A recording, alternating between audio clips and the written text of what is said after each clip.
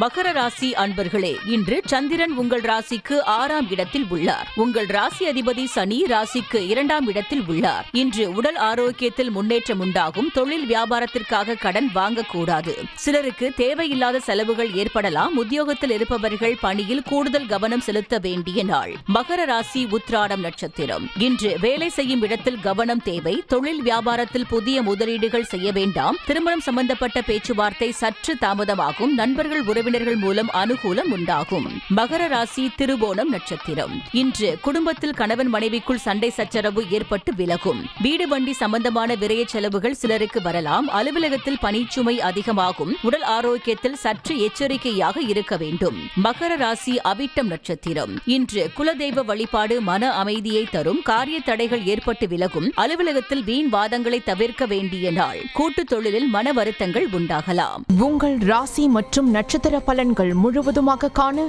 டிஸ்கிரிப்ஷனில் உள்ள லிங்கை கிளிக் செய்யவும்.